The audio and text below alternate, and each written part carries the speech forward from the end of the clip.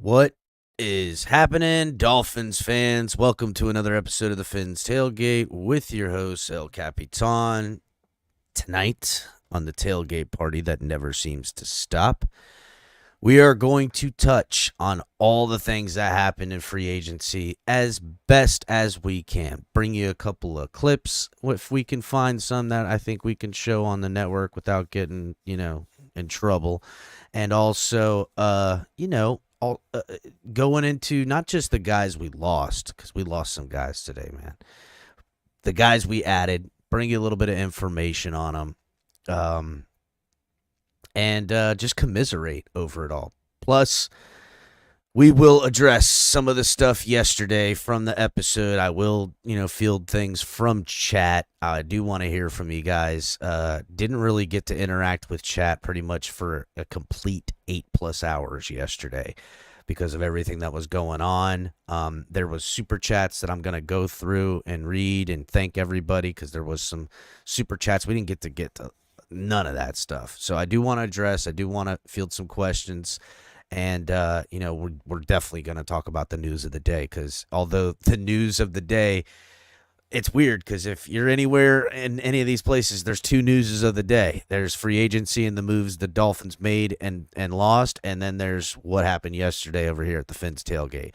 So if you didn't check out that episode, make sure to go back and check out yesterday's episode where airing out the dirty laundry kind of happened. But we'll touch into all that, guys, let you know how we're feeling. Hit the like button on your way in. Subscribe if you're new. If you're watching on Twitch, Twitter, anywhere else, come over to YouTube, subscribe here on the network, and we're going to get right into it. Turner Yell makes the stop in the secondary for Denver. 1st and 10. The fake. Good. Block in there, and down it goes. Caught at the 30. This is the dynamic hill. He's in for 6. Tyreek Hill. Touchdown. What a block. Take into your hands a plan, your own hands can land your own brand. And damn, I feel like no one takes accountability. They want the credibility, convincingly unwilling to put in the hours it takes to get some power. Don't be f***ing sour, take a cold shower, scream until you're louder, work until you're prouder, and f*** all the doubters, they're just your downers. I swear to God they all let me down. I always fought just to wear the crown. I'm f***ed off, it's these f***ing clowns who were all taught they deserve it now. It's only worth it if you work for it. Yes. Welcome to another episode of the Fins Tailgate. Your host, El Capitan. I got Ali in the back. Gonna bring up the homie here. Get into some of this free agency stuff. Get into some of the messy stuff from yesterday. But before I do, shout out to everybody in chat. Finsanity, salute, hello. Ali telling everybody to kill the like button. Andres, my guy. Adam, family member up in this membership, appreciate you. John, what's going on? I could worship Tua, salute, renewing his membership again, salute homie. Michael K saying 4 and 13 incoming, dirty work, nasty work. Chilling like a villain, hooked on penicillin, salute to the homie. Membership in here, what's good, dog? Who else up in this Oh, Daniel Barry Sports, always in here. And then Nene. Hello, Nene. Salute to the ladies, Nene, and Finsanity community, well represented by the females. Appreciate it. A lot of stuff happened. Sad stuff. I put out a short earlier today, just in my reactions of it. Make sure you guys go check it out. Hit it up. Joe Wrist, what up, homie? Salute to the homie. Look, I think we were all prepared to lose Christian Wilkins. We really were. We were prepared that, he was going to hit the market and get paid more than we can afford. And I also think we were prepared for Robert Hunt, who there was talk of $17 million him getting a year, and we're like, I ain't paying that for Robert Hunt. Nothing against him, but no Pro Bowl, had an injury. Again, Buddy was great. Has been from day one walking in here, gotten the job done. dang, dude. But he's getting like $20 million a year. He signed a $100 million 5-year deal with the Panthers, which I understand. They've got an asset to protect. We see it all the time. You got a young quarterback. You ain't got a good line. You better do something to fix that if you're going to figure out what you got in your quarterback. And that's what the Panthers are doing, spending some of that money they got. So I expect that.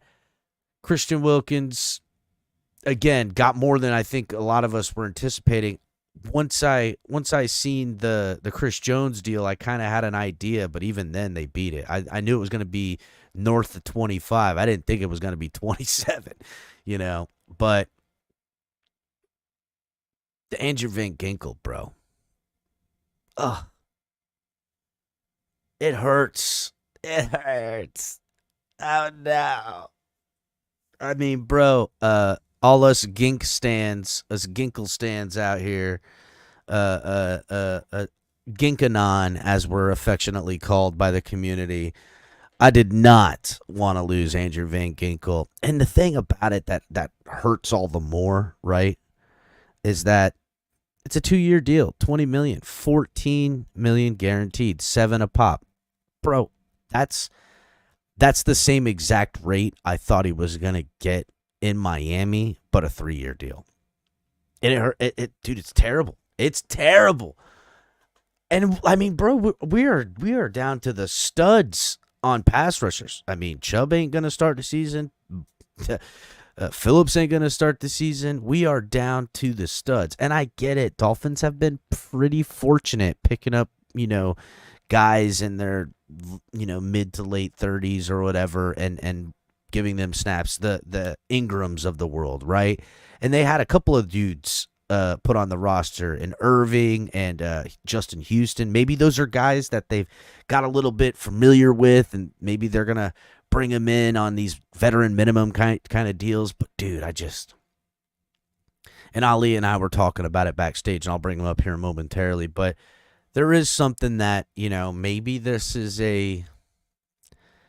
not maybe, it is obvious.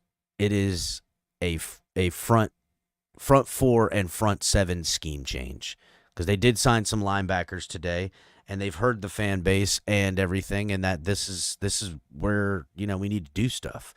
But I just hate watching, hardcore lunch pail dudes like Andrew Van Ginkel that, they just play with such intensity.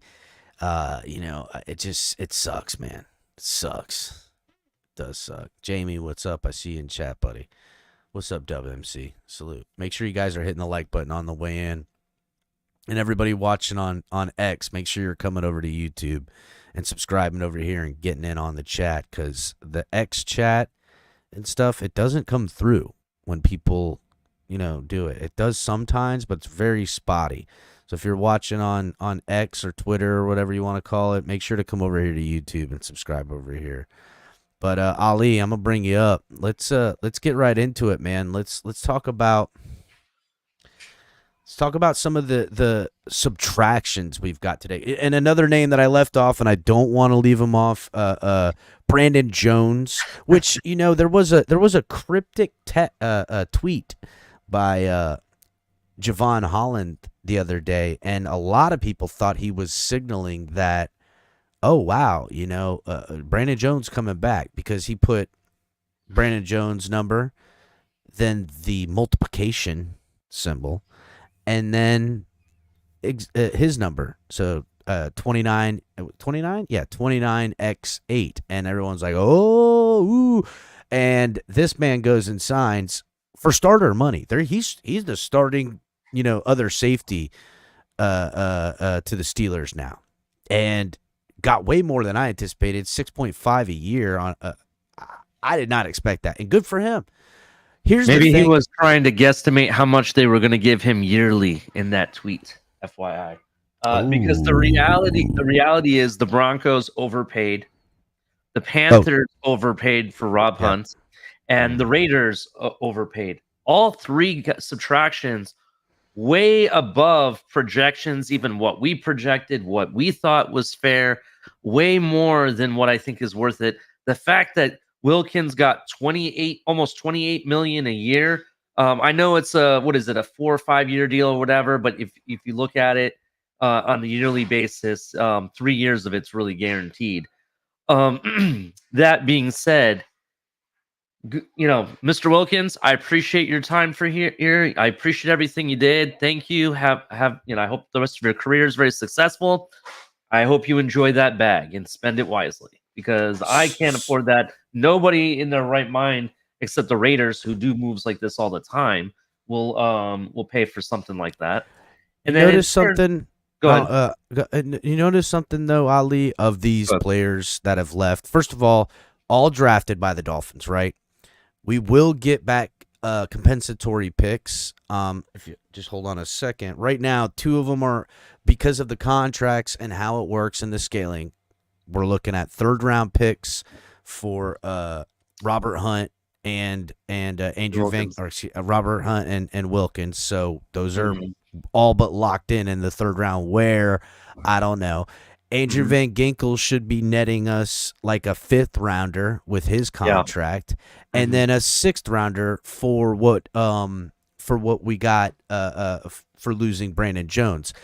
So there is a silver lining to this. Something the Dolphins, I can't remember, compensatory picks. What's that? Like the last time we were like, hey, we're getting a compensatory pick, it was Mike Gesicki, and we didn't get it. You know what I'm saying? He didn't get nothing. So it's been and there is this narrative, me, Ali. I've been a big Chris Greer supporter for a long time. I think he's sly, right? I think he's the type of dude that, at least he's on your side, you're in the good, right? The problem is with sly people and sneaky people like that, you like when they're serving you, but you're always watching them to screw you over too, and that's what the fan base is at right now. And when we watch this talent walk out the building, we got to remember too, that's talent in which this team got. This team developed, and that when they walked away, they got the bag. But there's another similarity, right? All 4 of these guys, we're talking about Robert Hunt, we're talking about Christian Wilkins, we're talking about Brandon Jones, we're talking about Andrew Van Ginkel. They have a commonality in how they play the game. They play the game with passion. All 4 of them. Very passionate on the field. I would say the least out of the 3 in passion-wise is probably Robert Hunt. And yet we all remember Robert Hunt catching the deflected ball and going for the touchdown and spinning upside down. So again, that's the least. Yeah, we can, Andrew Van Ginkel's not so much the loud guy, the rah-rah guy, but if you watch them play, that them Goldilocks flying all over that place. He's aggressive. Brandon Jones, he plays with passion. He comes down. He sacrifices life and limb. Sometimes he hits other guys on your team, and that sucks. And another guy, Christian Wilkins, ain't nobody gonna push back on that guy as being a passionate player. And other teams look at what they want to add to their roster, and they have deemed the players that the Dolphins have, these passionate ones, are the ones we want the most. And all 4 of them, draft picks of ours, passionate guys on the field. Other teams went ahead and took advantage of that. And listen, they all, whether or not they're all overpaid or some are overpaid, we still feel the loss, right? We still feel the loss. Yeah, we feel the loss because we're fans, and these are players that we grew to love, and we don't want to get rid of anybody or let anyone go, to be honest. I mean, there's players that are on this team that it's going to break my heart when they finally leave. But the reality is this is a business, and we have to protect the business. And you mentioned, I'm glad you brought up Chris Greer, because let's actually talk about that real quick. Yeah, let's get into it. Chris Greer, you say, is a very sly person and sometimes sneaky in a way, right? Well, let's look at what's happened under Chris Greer's tenure. 1, we never have signed anybody to an extremely ridiculous deal that held this team hostage under his tenure. No more of these 110 million Ndamukong Suh deals that, we're going to end up with millions upon millions of dead cap. Everything that we've ever signed, it's a 3-year and out, right? Just like with Tyreek Hill, we have a 3-year and out on his current deal. Now we've made some restructures and extensions, but still, I think it's been fair to the team and to the player, right? You mentioned passion, right? Let me ask you a question. Passion is not a stat that can be taught or measured upon any football player, right? It's something that they have, right? Does passion always win games? No, but I will tell you this though, Ali. To that question, you're gonna need passion to dig you out of a hole. That's for sure. This is true. This is true. But also look at it this way: since we've started this venture and this rebuild, right? We have made with the playoffs 2 years in a row. We're starting to see what is called an annual playoff contender, right? And sometimes, we have to move in a way that it allows us to continuously rebuild and still be, in contention at the same time. We've seen other teams do this. The Eagles seem to do it all the time. Look at what the Eagles did last season. Basically, what we're doing, we're going to have to do this season is what the Eagles did last season. The Eagles went ahead. They made the Super Bowl. All right. You know what, Ali? They went I ahead. noticed the same thing too, man. I picked up on that point too. The Eagles had to take a slight step back and look at the moves they're kicking together to they went and rebuilt their entire defensive line in one draft, right? Mm-hmm. We're going to be, and if you think that we're picking up an offensive lineman in the first pick, we're not. It's going to be a defensive lineman. It's going to be. I wouldn't even be surprised if both first and second pick are defensive players. That's just my opinion. Depending on who they sign in the next couple of days, I couldn't agree with you more. And this is a take I've been saying since the beginning of last offseason. Before we even had the success we did defensively or whatever, with the team in 2023, I was like, Christian Wilkins ain't going to stick around. They're going to look to the D-line. Well, not only was that, but now with the injuries at pass rusher and really, Chris Greer and in this era, and shout out to Neil Driscoll, who was hosting some spaces today. He made a good point about the pattern that Chris Greer is in targeting typically with these higher draft picks, right? He prioritizes the premium positions that not only are premium positions, but and this isn't just through the draft. This is in free agency, who he trades for, all that stuff. We're talking pass rushers. We're talking corners. We're talking, you know what I'm saying? The elite positions that when they hit, they're smacks out of the park. When you need them, you got to go get them. These positions that demand the highest amount of money. And there's a great business model in that. If you're drafting pass rushers, corners, wide receivers, stuff like that these positions that are every year we're seeing some elite guy set record numbers, you're probably going to be putting yourself in a good situation down the road. That's just it. And shout out to Cap for Life, who renewing his membership here. A lot of motion today, Cap. A lot of motion. We're going to get into all of it. Yeah, but I just I already put money. We weren't going to invest too highly in the offensive line area. I mean, when I say highly, I'm talking about we're going to look for best deals for the Dolphins. That's basically what it is. You're not going to see the first tier guys come to the Miami Dolphins when it comes to offensive line. They already proved that they could still have a pretty decent offensive line without Rob Hunt. If you remember, Rob Hunt missed how many games? Bro, I said this today, and to me, it's why they didn't prioritize Robert Hunt. Not only, I'm sure they did, right? But, dude, I feel like finally we have a scheme in this, this zone blocking scheme, along with an offensive coach. And they've proven to me, at least last year, with the many different line combinations that they had, in getting every squeeze of a juice out of that fruit that they could from guys like Eichenberg, Isaiah Wynn, all of these dudes, and where they had to have them move around, and it was still effective. Yes, there was drop off, but I feel like now we are hopefully in a situation where these better teams are. They sign a big name free agent, they retain some of the talent, but for the most part, outside of having an anchor at anywhere on the field, sometimes it could be a center, sometimes it be your left tackle.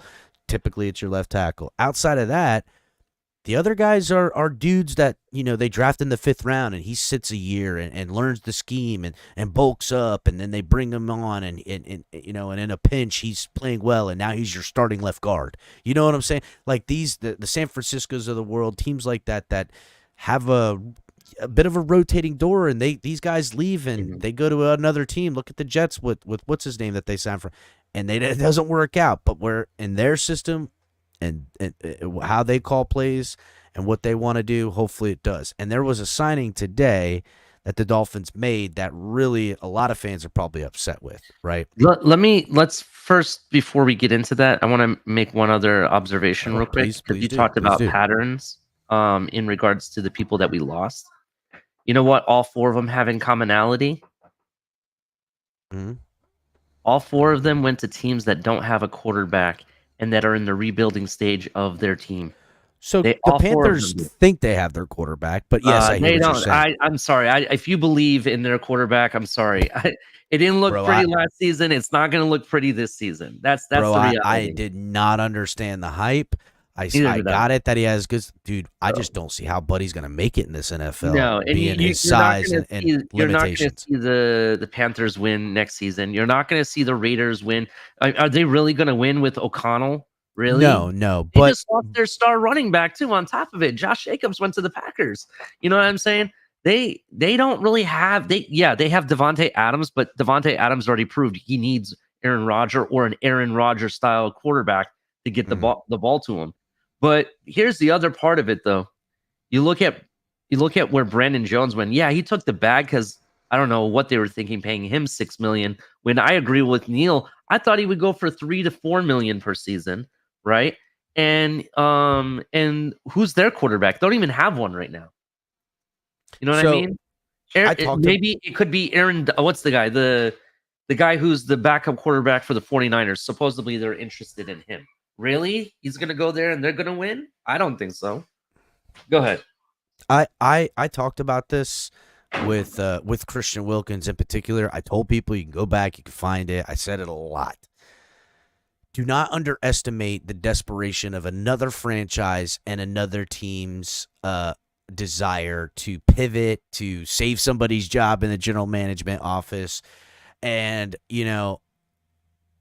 look, if you're a team that doesn't have a quarterback and you're trying to, find an identity and stuff like that. Now, the Raiders have Max Crosby, but adding Christian Wilkins there, it gives their fan base something to cheer about, hope about, be happy about. That defense was already pretty good. It got better, and they need to have a good – to me, it's not the way to win that division with Patrick Mahomes and now freaking Harbaugh over there with the Chargers, and who knows what's going to happen with Denver and stuff. I feel like you got to score points in that division, but I understand the ideology of I'm going to try to stop these guys from scoring points too, right?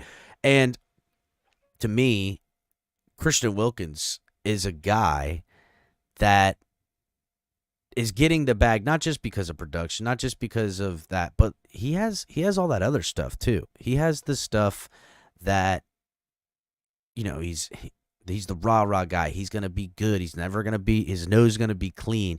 When the cameras are on, he's going to be jovial, and people are going to love him.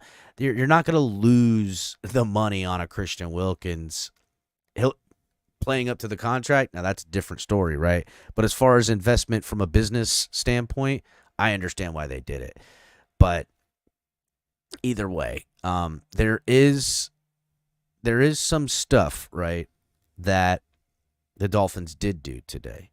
They did have some signings. They added some people. Now, a move that I was talking about before Ali had to step out for a moment, and he'll be back, that I think the Dolphins fans at large are not too happy about. And this refers to Jackson Powers Johnson that's in the draft, the center that seems to be on the tip of everybody's tongues. Everybody loves him, blah, blah, blah, blah, blah. I mean, look, I got it, but I'm not I don't know, bro. Like, if it was an elite center and like this guy was, Mike Pouncey, like you know that this dude is going to be somebody, and that's who you're taking in the first round. I could understand that, right? But the Dolphins pretty much took him off the board. Now that could look, I could be wrong, right? We haven't had the details because the Dolphins did sign a center today, and again, this gentleman Aaron Brewer, right? Been playing with the Titans for a little bit now. Last year, he played all 17 games. He had over 1,000 snaps, 1,050 to be exact. He did allow 6 sacks. Now, I'm not saying this guy is an upgrade by any means.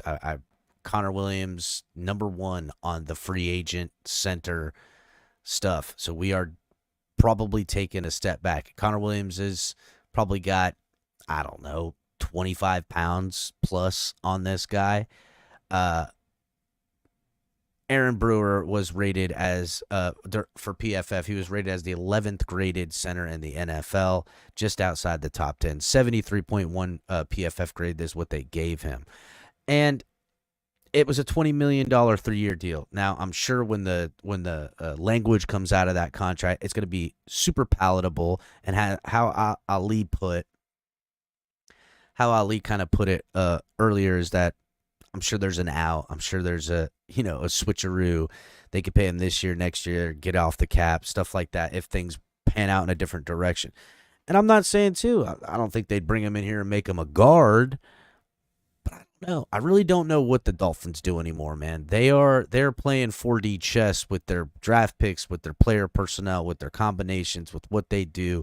They like to cross-train guys. We've seen guys like Eichenberg all over the place. We've seen guys like Jackson all over the place. We've seen, Wynn. They like multiple dudes. And so maybe if, I don't know, man. I don't know. Again, Titans fans hate him. Just so you guys know. Titans fans are saying good riddance to this guy. That's what they are saying. They're like, thank goodness that this man is not our problem anymore. I don't know if he played that bad, but the Titans weren't that good, even though they beat us last year, which, I mean, damn. So there is something to say about that power scheme that they run there and how maybe a lighter, more agile type of guy that he potentially could project a better situation with our outside zone scheme, getting him out free in space with blocks. Maybe they look to take a guy like that and pull the center because now they're losing Robert Hunt. Something I considered the moment that they got him. I'm like, well, this guy's a little smaller, he's a little bit more agile. Is this a guy that they would ask to pull? Are they going to train him to do that stuff? I don't know. I don't know. I do not know. Hit the like button, everybody. Couple of, over 100 of you guys, got a 350 in the room. If you guys are watching on X, make sure you're coming over here to YouTube and subscribing over here and getting in the comments. I can't see your comments on X. I don't know why. But you got to come over to YouTube to get in here and get in on the chat, please. So there was a little bit of a, let me see if I can find it. Nah, I don't know if I kept it, right? This little hype vid that they had out there. Nah, I didn't. It's hard to have a good hype video for a center on all 22 film, right? There he is getting out in front of the block. Again, look. I think Dolphins fans were prepared to lose Connor. And I also think Dolphin fans were not happy about Eichenberg being the center if they didn't do something. Well, here you go. You got a guy. You got somebody else. We have another option. I don't want to say we filled a need because, I don't know, they could take a center in the first round if they trade back or take a center in the second round. Maybe this guy moves to guard. Maybe the center they draft plays guard while this dude plays center, and then they get rid of him next year and slide homie over. See what I'm saying? I think that there's a lot of looks now about Eichenberg playing that right guard position. He's going to get his opportunity now. Open competition breeds good stuff. So I expect a lot of that to be, as far as the interior of the line goes, I expect that to be a common theme that we're going to hear in camp about what they're planning on doing at the center position, at the guards, with young guys, drafted dudes. They're going to breed some competition inside this thing, and I like it. I like that. It allows guys to rise above themselves and somebody to stake their flag in the ground and say, this is my house. This is my job now. I'm the right guard. I'm the center. I'm the left guard. I'm your daddy. I'm your daddy. So, could be a good thing. I like Butch Berry. I believe homie's a good dude. So here's the thing, Jeremiah, about Connor. I think Connor's playing the long game too. He is the number 1 rated center. I know that there's teams that have reached out about that. There is teams that need him, and but he has some medical stuff, and probably waiting on that medical to clear up as far as what he can present to potential suitors to better help him at the negotiation table, right? So he can be patient, he can wait, and maybe it'll pan out for him. I don't see Connor coming back, guys. I'm talking about him signing somewhere else. I don't see it. Dolphins have already, if he was coming back, it would have been him that got signed, not what's his face? I have to learn these guys' names, man. I'm gonna be talking about a whole slew of new guys. Aaron Brewer. So yeah. Potential stopgap, potential answer. I don't know. 3-year deal tells me that at least he's gonna get 2 of them 3, right? $21 million is the total contract's worth. I don't know.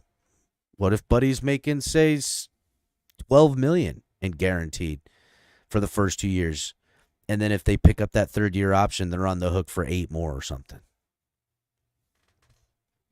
So he's got 20 potentially. I don't know how they worded it. We'll find that out as time goes on. But yeah, there's been some changes made in these parts. So another guy that the Dolphins signed, former Seahawks linebacker Jordy Brooks. Jordy Brooks signed a 3-year, $30 million. Dang, Buddy's here for 30 years. 3-year, $30 million deal. Now, with that new coach in Seattle, he's trying to switch everything up, right? He's getting rid of his guys. He wants to bring in his own, hand-picked players. They got some money that they finna spend, and this was one of the guys that, didn't make the cut. There is a little bit of a tidbit stat, since 2021. He's had, 6th most tackles in the NFL. I mean, look, this is a guy who is a gap filler. He's a dude that's going to be able to, he is the essential replacement for fucking Baker.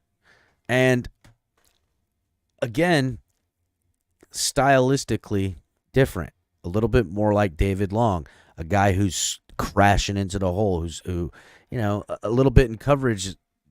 You don't want him out there getting hung out to dry, but we're seeing this talent ideology shift change in what Weaver, our new DC, wants to implement. And I think we can expect, just like the Dolphins fans could expect, a 49ers outside zone scheme with, the sprinkle of Guru McDaniels in there for our offense. We're looking to where Weaver has come from, defensive line guy, defensive line guru, some have said, and what he's going to do to bring what that Ravens defense looks like into Miami. And this is the beginning of it. This is the beginning. This is the beginning.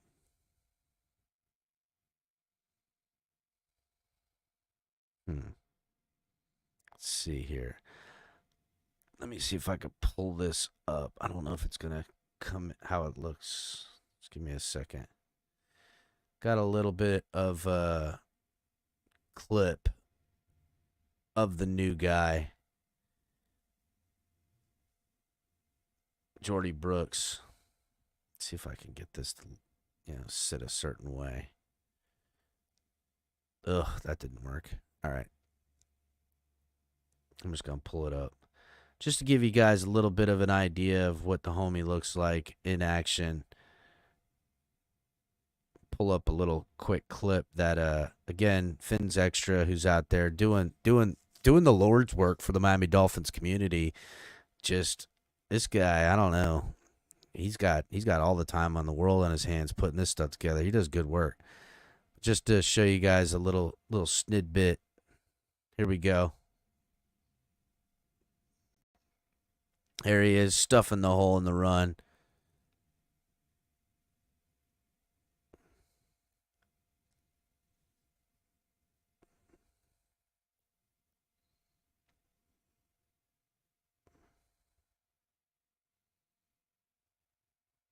Just a little quick snippet for you guys. Whet your palate as more and more things come out here in the coming days about this man, what we can expect. Hopefully an impact player comes in here, makes his presence felt, and again, schematically, who and what our new defensive coordinator wants. What's up, Ali? Not much, man. Had to step away for a moment, kids. Nope, no problem. family life. Yeah, family first, dog. Always, always, always. So we were just talking about Jordy Brooks, 3-year, $30 million deal the Dolphins brought in. Steal. It's a steal. Is it? Hopefully. I think so. Look. Again, I don't know what to expect because to me, I know what the Dolphins defense was in the Flores era, right? And then what Boyer was going to try to do. And then I knew enough about Fangio that what he was going to do with the pieces we possessed. Well, now we've lost pieces that are key contributors. We're going to go into the season missing key contributors as well. I mean, don't forget, guys, there's no Xavier Howard. There's no Christian Wilkins, no Andrew Ginkle. No, we've lost guys on all three levels and a multitude of positions, and we're going to be down a couple of guys at pass rusher. Yeah. And we've got a new DC coming in that has an ideology difference.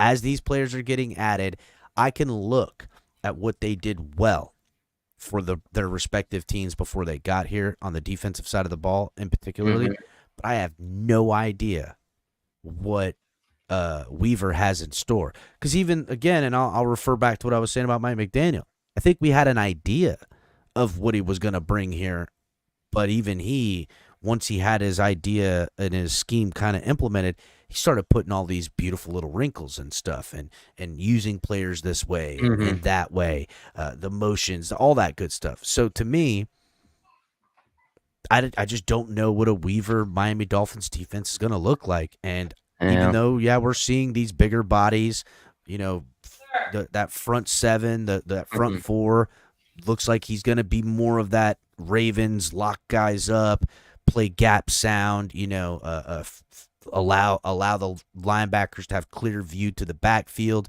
whether it's a pass or a run, and hold down their zones at a, like a 4-3 type of thing. Are they going to run a 4-3? Are they going to run the 3-4 like they've been running? I don't know. I don't know. It's going to be interesting.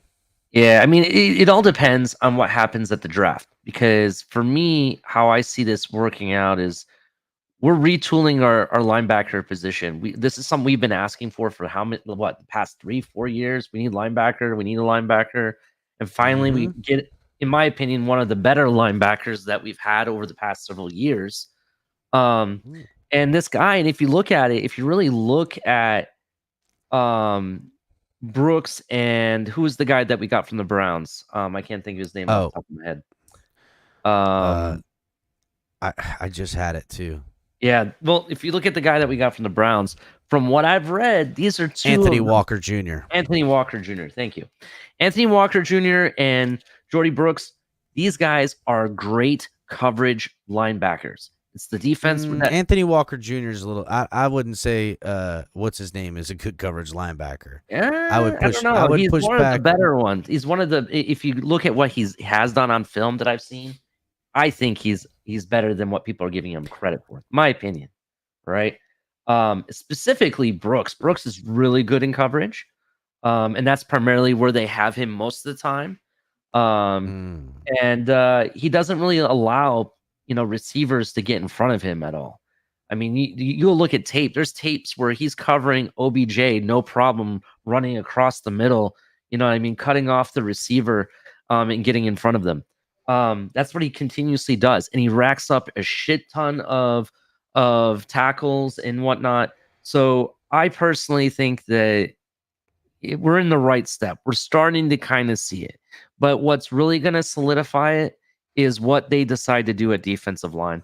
Defensive line is going to be the key to this defense. I think that's really going to tell us what they're going to be running. However, this is the big thing that's a big question mark here. Our defensive coordinator said that he doesn't want to be prone to using one specific scheme. It's going to be situational.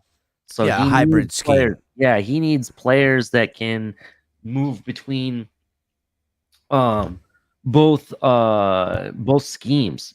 You know what I mean? You might see players that you think fit a 4-3, but really they can also be put in a 3-4. So that's things that you have to think about. But I think draft day, at least the first and second round day, we're really going to start to see this whole scheme come to life, in my opinion. Well, again, the Dolphins, as far as the defensive line goes, they can go in every direction. They could take an interior dude. They could take a D tackle that is more of a speed lighter guy. They could take rather than a 3-down D tackle, they could take a 2-down dude, just a massive wide body to stick in the middle there. One of that dude from Texas, plug his big ass up in there. Which one? There's two guys from Texas that are good. It just depends which way you want to go. There is, but the one dude that's like 355 or whatever the hell he is, he's just a monster. Sweat? He's huge. Yeah, Sweat. I think personally, I think you can. He'll get be him gone in the second round. I think you Really? can get him in the second round. Yeah, I don't know. I think everyone's trying to go for Murphy. I think his last name, or Murphy Brown. I can't think of his name, but the other guy, because he's lighter, faster, obviously. But I don't know. We'll see. We'll see what happens. It'll be very interesting. We could also, those Snead rumors aren't really going away either.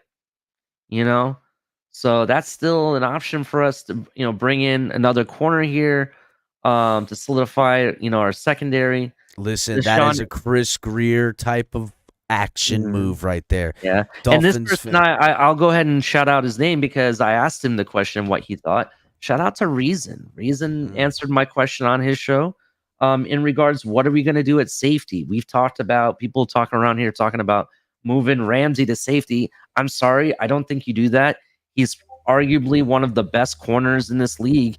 You're going to put him up against whatever the best wide receiver is on the other team. Obviously. Yeah, so you're not going to put him at safety. And well, maybe safety's older. Safety's the future. Yeah. When he gets older and he slows down, then at that point. But if you had Snead and Ramsey as your outside corners, I'm sorry. That's a pretty nice secondary tandem, in my opinion. I'm not going to be upset if the Dolphins, which have cleared some cap space, they have it has been reported there's like almost just under 20 million with working things out with Ramsey, the Zach Sealer and others on the deal. Smythe, they're going to be working out some money with those guys. It's all been done. They're going to have some extra capital. Yeah, and as you said earlier in the Twitter space, they don't need to necessarily announce the restructures. Only when they need to that they'll do that. You know what I mean? And here's the other Mo's in chat saying that Snead ain't coming, that he wishes. I mean, listen, again, Mo, Chris Greer might do from downtown, fuck it.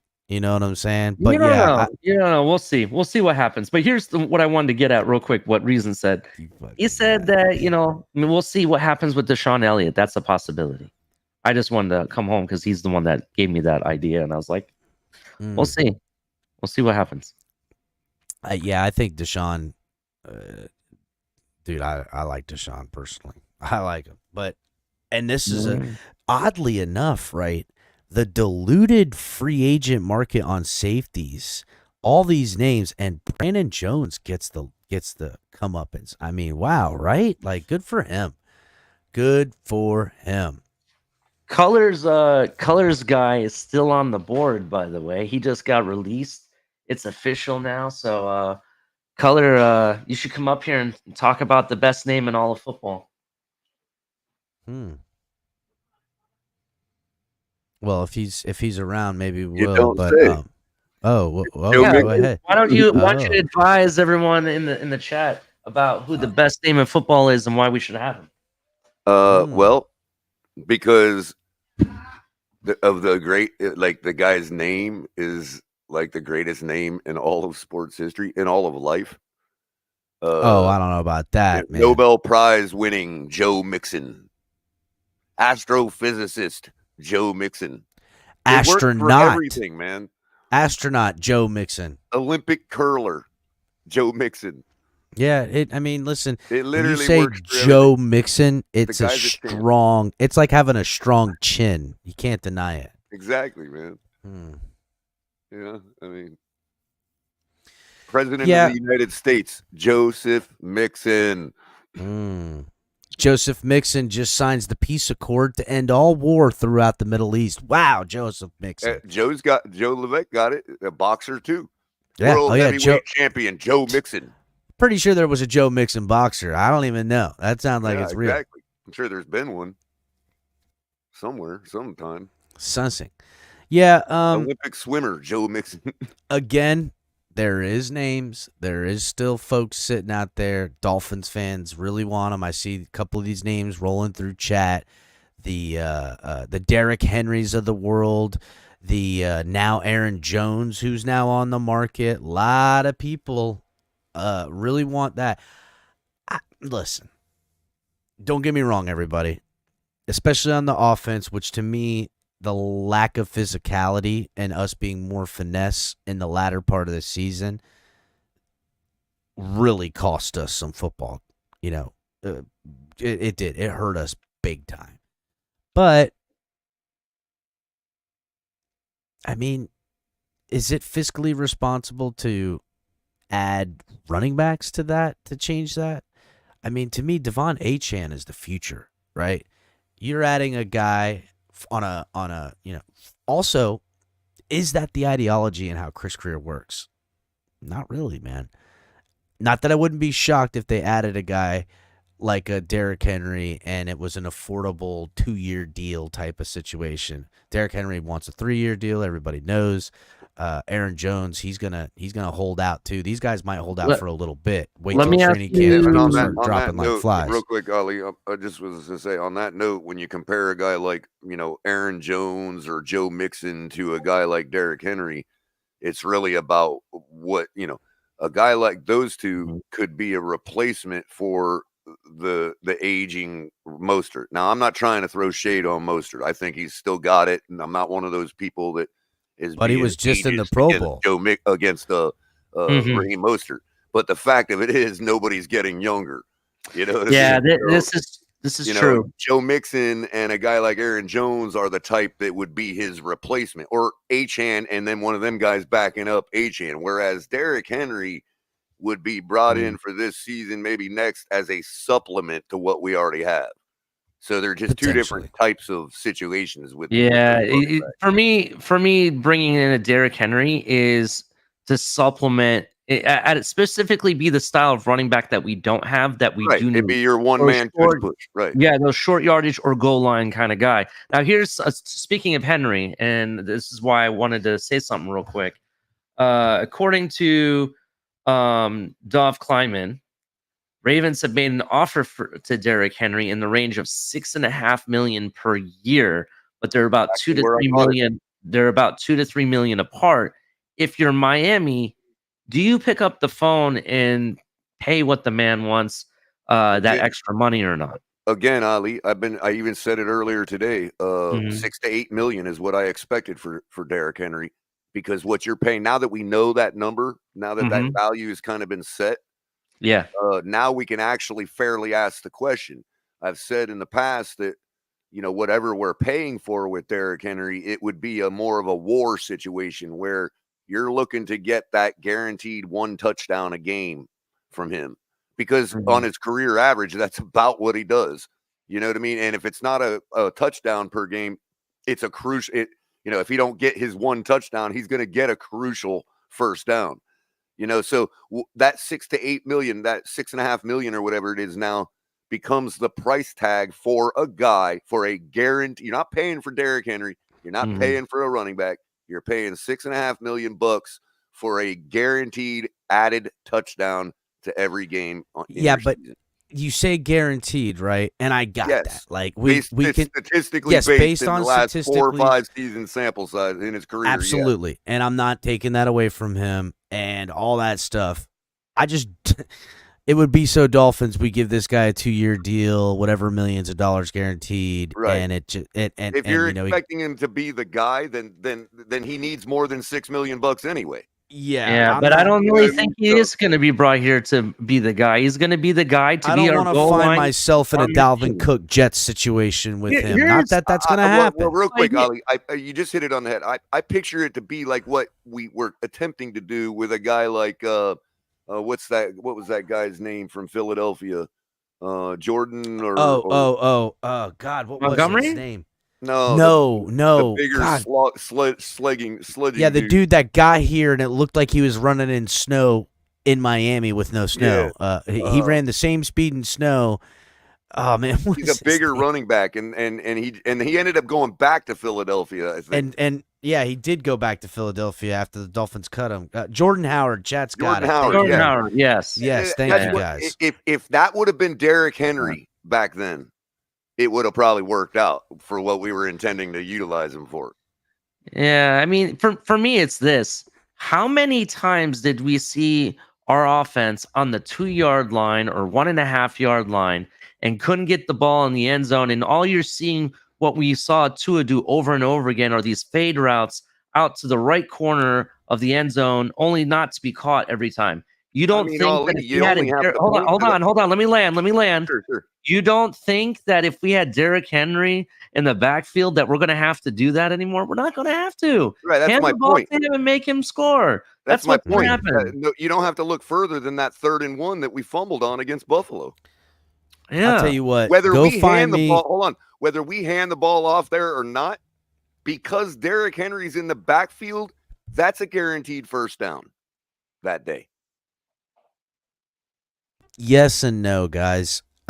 To me, whether the ball goes to him or not. That's what I don't understand. And no offense to you, Cap, but I'm just going to call it how it is from now on, right? And how I see it. I'm sorry, how I see it.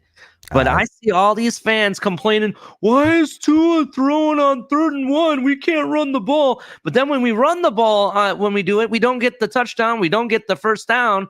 But everyone complains about it, but they don't want to spend the money to fix the problem. Because they won't get themselves out of the run-pass dynamic, bro. Yeah. It is so much more than just a question of run or pass. Listen, if you're telling me we're gonna have a smash mouth football to go against this high-flying offense, I'm game.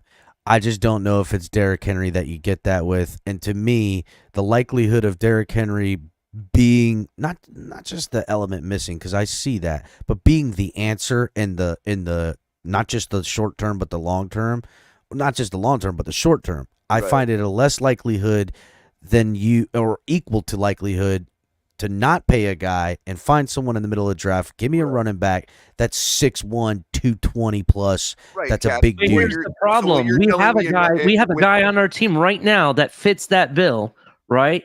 And look what happened. Brooks. And he got injured. Right. He got injured. That's my point. It's never guaranteed. You're answering the question I posed. Yeah, but I'm not gonna pay for an injury. $6.5 million is too much for just one guaranteed touchdown or first down every game. You know what I mean? But then at the end of the season, that's fair to say. But at least we all know clearly what we're paying for. You know what I mean? That's what you would be paying for. That's what Baltimore is paying for. You know what I mean? They got a good running game. They don't need a Derrick Henry. Look at it. Look at it this way. Here's another thing. This is another thing. And I proved this point last season. Nobody wanted to listen. All right. But this is what happened. I told everybody that I'm very concerned about this running back group that we have. I was told, don't worry, we have A-Chain. Don't worry, we have Mostert. Don't worry, we have Savon Ahmed. Don't worry, we have Brandon Brooks. We have all these guys. We don't need to have another running back. We don't need to get the guy from Indianapolis or anybody. We don't need Josh Jacobs. We don't need anybody, right? And look what happened. We went through every single running back on this damn roster. But again, damn roster. I don't think that's going to change because if you look at the San Francisco system and how they do this, that happens to them every year. You got to draft young. You got to draft young legs. You can't pay a guy to fix that problem. Right. You certainly don't. You certainly don't want to have $5-6 million. No, you don't. 49ers did, and it definitely fixed the problem. You're talking about a generational talent in the prime of his career, not a generational talent that might have he may have a year or two left in him. He might, but am I willing to roll the dice on that to pay him $6+ million a year? I'm not doing it. $6 million a lot, though. Is $6 million a lot? It is when we need so much everywhere, bro. And to take a luxury pick in the running back room. Listen, guys, to take a luxury pick in the running back room. When, to me, we ran the ball with effectiveness most of the year, I would say give me that $6 million and put it towards the O-line to help the running backs I got and go and get a UDFA or a middle round pick and put them in rotation with the rest of the motherfuckers. So it's your opinion that $6 million is too expensive for the situational play. You know what I mean? Like, it's just too expensive for that type of utilization. Well, look, CB83 says $6 million ain't a lot. Mostert's getting $2.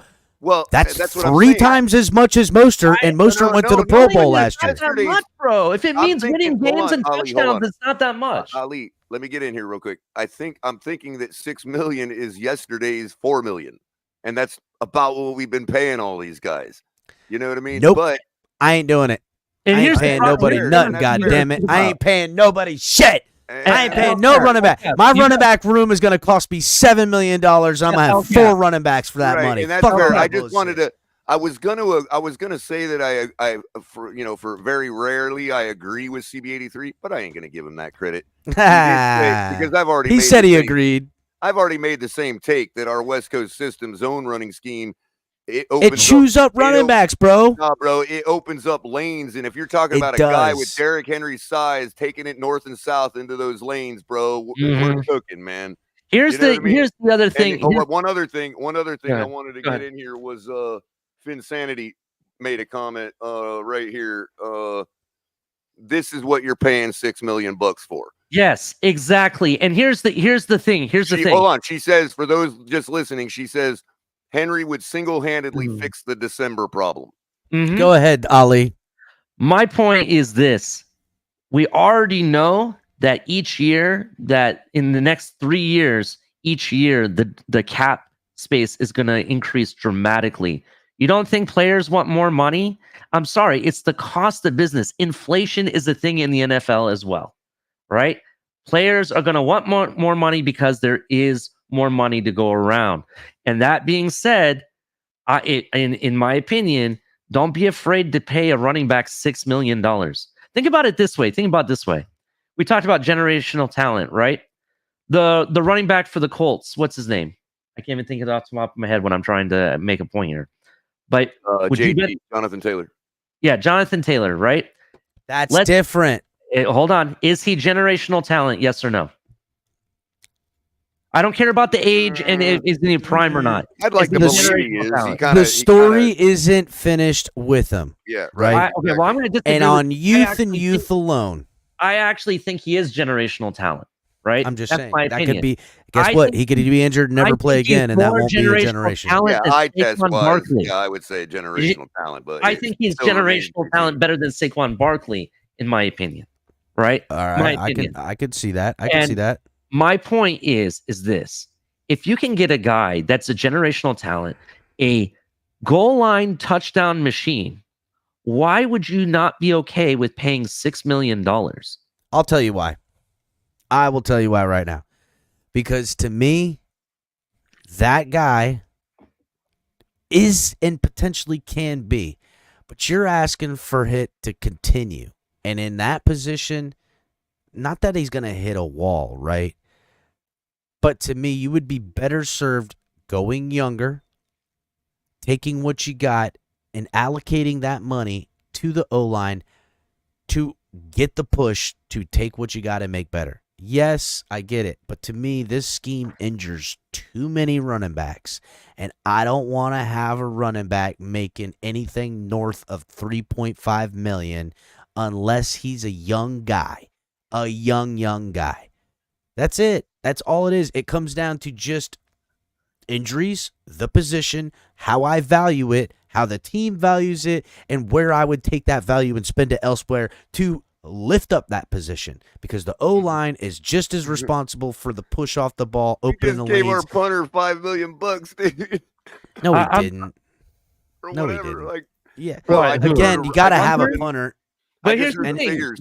See, I heard that's the figures my today that's my roughly. Hold point. on, Ali. I heard the figures roughly today.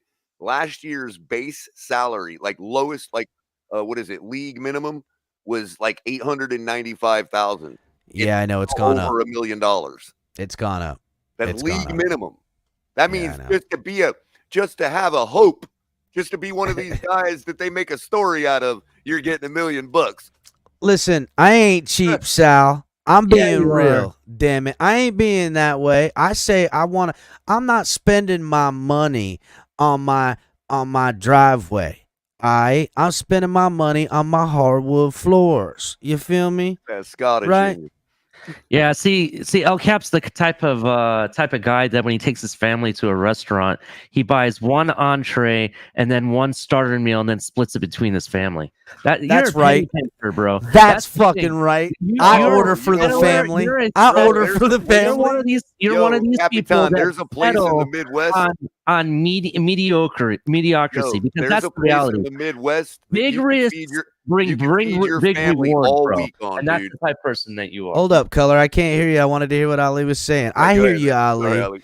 I hear You you, hear me? Ali. I'm telling you, bro. You ain't The got me 49ers pegged because I already sport. proved you wrong, bro. You wanted to bring up the 49ers system. They just proved you wrong. They proved Listen, it wrong. If it was Christian McCaffrey at his age, yeah, I got you. I'm about it. If But this we're was not paying- Derrick, but here's if the thing, this though. was Derrick Henry, Okay. 2 I years get you. ago, Here's the thing. 2 years ago, That's why he's I getting- would say everybody yes. was making Hold the on, same that's why arguments he's- 2 years ago, Capitan. We had a That's why- chance. Well, to get him 2 again and years again ago. and again, Dolphins fans are asphyxiated on players they love, and No, no, every he had a fucking chance- offseason I got to talk No, about but these the same Titans- pricks coming here. He I'm was a over it. free agent No 2 Derrick years ago. Henry. No, he was a free agent 2 years ago. We had a chance to get him, and everybody argued. And we screwed the pooch. Everybody used That's the different. same things, though. They said the same things. Oh, he's washed up. Oh, he's got no more gas in the tank. Oh, blah, blah, blah. The dude's done everything is the same thing he's done every season since then. Nope. I don't want it. Give me, Which in you know his what I, case is you know score a what, touchdown I'll, per game. I'll tell you, I'll give it to you in this example, right?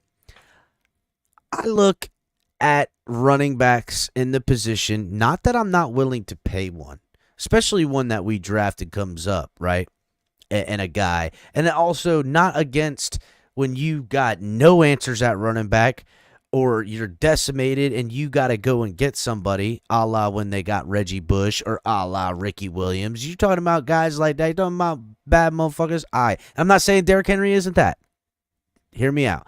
But to me, how my ideology works with the running back position is in line with the Dolphins, and it's also in line how I feel about eating fish.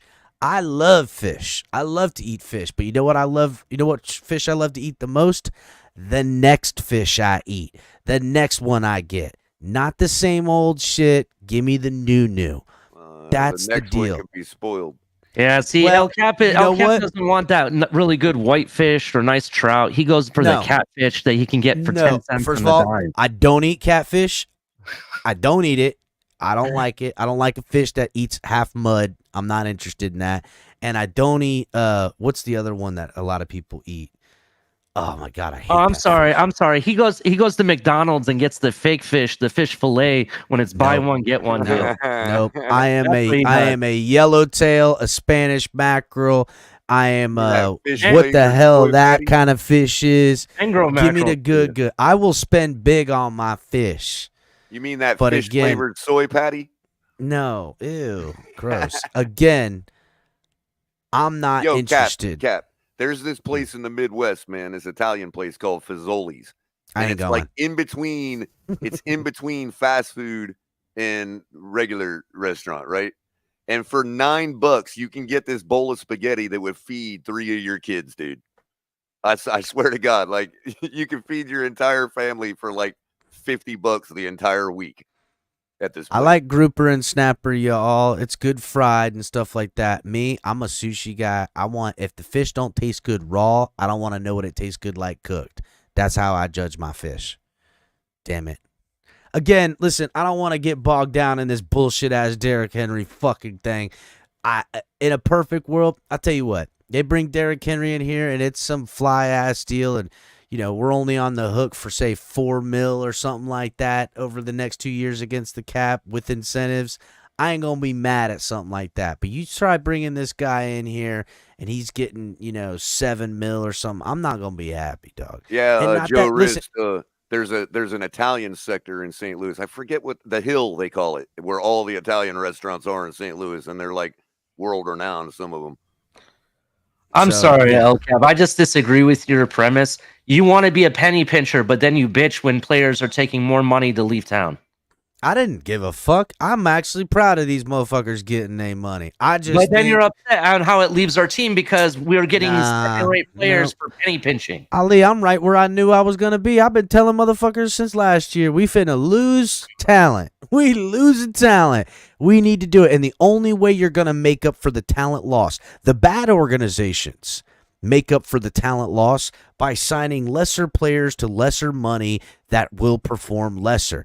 You could do that, but you need to draft your replacements. You got to go younger. But here's the problem with that. You know why that doesn't work for us? Those teams that do that, such as a la Kansas City, we'll give you them as an example, which just they really paid their defensive tackle right now. So that was kind of surprising. But that works for teams like the Patriots when they had Tom Brady, or Kansas City, because they continuously win. So you have players that we've been winning, though. To win. We're trying to get there, right? And the problem is, I do agree with building with the draft. You definitely do that. But we've been doing that for how many years now? And has it worked? Well, listen, I'll tell you what's new. It's players leaving here and getting the bag and us getting compensatory picks. So, again, Chris Greer has drafted well. Look at the guys getting the bags that leave in the room. If you're not going to pay your own players, here's the thing. We have 3 big major players that's on the roster right now that we're going to have to pay within the next year. Well, that's why I ain't trying to waste no goddamn money on a fucking running back that ain't going to be here when they around. Thank you. And Javon Holland. Cooked you with your own point, Ali. Hated to do it, all these people are going to end up walking away because you're not want to sign in your own, bro. No. I'm going to have the money because I ain't wasting it on 30-plus-year-old running backs, God damn it. I'm going to have the money. Obviously, Rob Hunt didn't care because they offered him money last year. Listen, Rob Hunt got you, Dow. Got you, Dow. I agrees. And we might cross that bridge with the likes of Javon Holland. But to me, you still got fifth-year options on Waddle and Phillips. And depending on how Phillips is, right, with his injury, Waddle's probably getting that offer first. Waddle's been productive. Look, if he's on pace for another 1,000-yard year, you got to get out in front of him because he's a guy you don't want to let go. Maybe they do. I don't know. If they're not going to sign him before his 5th year, then trade him. I don't give a damn. The only guy I didn't want to see leave up in this bitch for the right money and the shit was Andrew Van Ginkel, and they fucked that up. So now I'm ready to continue on with my life. So Tua's new quit. This is for G. G says, "Why does it feel like this is Tua's fault?" Well, G, it is. Oh, here you go, G. It's not Tua's fault. It is and isn't. Well, the new question when Tua looks in the mirror that he asks himself is, did all these cats just choose more money over me? Oh. See, now that has been thrown around there. Why are all these guys leaving? Why are all these guys leaving? I'm all for them Miami? choosing for more Well, money, but it's like I not say one they're leaving. guy was like, no, I'm going to stick with Tua and take a little bit Bro, of look cut. at all the money they got. There was, dude, in no realm would any of those guys gotten that deal from the Dolphins, even if we had the fucking money, right? Even if we were flush with cash right now. Here's what I'm going to tell you right now, and I hate to say this, but I'm going to make a prediction, right? Oh, here comes Ali. Let's go, Ali. If we end up staying the same route as what you're talking about, penny pinching, essentially, right? Then saving rainy day money, Waddle, Ali. Phillips, and Javon Holland are gone after this year, and I'll tell you why. Next year, there's a projected amount that the cap is going to go up $27 million. I see. Do you think that these players are not going to want the money? I'm sorry. They're going to want the money, and only one or two of these people are going to get to stay. You know what? If everybody's going to chase the bag over, if everyone's going to chase the bag over us bringing fair deals at the time, my point, cap went up. I want 20 more million than I would have gotten. I mean, look, fuck them all, dog. Fuck them all. How about that? My point, I ain't gonna sit here and play these money games all day. Well, there's fair, and the Dolphins gotta keep our cap under control. We can ill afford. If we signed those players because they could get the money that left now, we would have signed $250 million in contracts to 4 guys that walked out of the building. You got me fucked up, dog. You got me fucked up. How the hell are we ever gonna make it? That is literally the entirety of the cap in a year. I don't need nobody that bad, dog. I'm just saying they're gonna want more money, and I'm sorry, but that's just how it is. Prioritize. You have to pay to play, and at some point, if you're not we live in a world now, Ali, and this is the shame of it, Ali, because you both are kind of right. Because we live in a world now where inflation is so bad that you can. There was a couple weeks last year where I went to go buy a pint of half and half coffee creamer, right? And I'm looking at the brand name Land O'Lakes. Shout out to Land O'Lakes, that's my choice. And I was looking at the Publix generic brand, right? Because whenever they don't have Land O'Lakes, Publix is okay. Cream is cream is cream, right? Get on with it, color. But here's the thing. Usually the Land O'Lakes is only about 10 cents more. That's why I choose it over the Publix brand, right? Why not?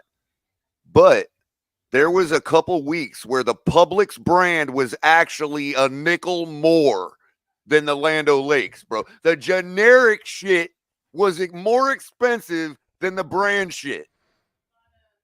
It wasn't just coffee cream. It was a whole bunch of things on the store shelves where the generic Publix shit was more expensive than the brand name shit. First time in my entire life I've ever seen that. Here's the last thing I'll land on. El Cap, to further this thing more home. I can just tell. I can tell through the sound of Ali's smile. He's got one loaded in the chamber. Go ahead. Yeah, this is the last thing I'll land on. The last thing I'll land on is this. One thing that is in common with all those 4 people. Go ahead, Ali. Left. Yeah. All of them were the draft picks that actually panned out for Chris Greer. Oh, shit. So we're just left with the dredges of the draft. My point is this. Like we got to vote for Capitan my point over last night's Michael Jackson Prince debate. Well, I'm sorry. Michael Jackson would put on a way better show at this point. All right, we're not. Don't make me lose my point. My point is this: is the fact that you just saw the one knock that Chris Greer has on him being a GM. It's not the sneaky trades that he pulls. It's not the deals that he puts in place because they're pretty good deals for the most part. It's the fact that we all try to say that he can't draft. He doesn't know how to draft well. You know, he can't draft players. He doesn't know talent. He doesn't know. That's what people say all the freaking time. I'm sorry, Ali, but Joe Rist he goes, color. Where was that butter story? You know what? I'm not even sure, Joe. To be honest with you, I'm not even sure anymore. I don't even want to know where the butter story is going. But Color, where was that butter story going? It's funny because Color grabs everybody by the hand and starts taking us down a story, and then he just lets us go at the fucking end of the field. We're like, where the fuck did we go? I can tell you where it's going. Well, let me Just clarify half of our stardom leave the team. Let me clarify real quick. I'll tell you where it's going, Color. No, let me clarify. Ali is spending extra money on non-name brand shit, while I'm saying fuck all that. No, what I'm saying, it's not name brands. No, what I'm saying is there are more expensive running backs that are lesser than Derrick Henry. That's what I'm saying. There are generic running backs making more than $6.5 million. So the opposite of my point. It was the opposite. Damn it! I thought I had you, Ali. Apparently, Color was on your side. Actually, Sal, I think Josh Allen should stay in Buffalo because as long as they have Josh Allen, I think they're trash. So yeah, they can keep him. Please keep him. Lock him up. $500 million deal for the next 6 years. Please so, all right, guys, we've gone for a little over an hour. I want to pivot to the next topic. We will get into more free agency. I mean, it's only the first day of the legal tampering, right? It ain't even hold on real quick, LCAP. Before you continue, just one last thing, because Joe Riss kind of interrupted what I was saying. My point was that we want to complain that Chris Greer cannot draft at all, but then we want the draft picks. All he's going to do is waste them based on that premise. How is it waste? We had 4 of them been gone. We've got Waddle. We've got Holland. We've got Phillips. We've got Tua. Tua's going to get paid. So... Okay, well, you know what? I kind of like that, Ali. I kind of like not paying motherfuckers and keep drafting young dudes to keep us flush with cash. How about that? I kind of like that. I kind of like it. That's if you get the proper talent out of your first round. Well, until the chickens come home to roost, where we miss on a fucking. Be all what's his name? Noah's for It could be a Noah. You right, and if it's a Noah or a Charles Harris, it could fuck up the whole system. But right now, Chris Greer making shrewd moves this free agency. Shrewd. Sharumaku. Deontay Carew. Anyhow, I'm not upset at it just yet because, again, defensive guys, I don't know what to expect on the defense. We're not losing offensive guys outside of the O-line, and to me, I'm not so worried about the O-line because I don't think that this organization, coaching staff, and what they got cooking on the offense are worried about it either. I think they believe in their talent. Now, the running back room, are they willing to sprinkle a little something in there? Maybe. But I feel like the really one thing that they wanted to sprinkle in there was a tight end, and Jonnu Smith did that. So how much more fucking weapons we going to put on this goddamn offense? Fuck all that bullshit. I'm tired of this offense getting everything, the moon and the stars and shit. I got to have a defense. I'm a defensive guy. I need some clanging and banging on the defense, damn it. And if you're going to spend some $6,000 on a fucking old-ass running back, do it on the O-line. Don't do that. That's just how I... Give me my trenches. Okay, let's move. Show note, credit. It's credit time. We got to give credit to Crypto, who was absolutely spot on in the location that... what's his name was going to? Who went to the Raiders? Wilkins. Christian Wilkins, yes. Crypto absolutely predicted that the Raiders would be the team that would get him. Bro, Crypto does these long-distance sniper shots. That is the only person saying it, and he has hit on those shots. It is insane. Probably one of his biggest, and everyone was, shut up, Crypto. Nobody even wanted to hear him. Was him saying about the Texans winning the division and being a fucking force next year. He was fucking on the money, bro. He was on the money.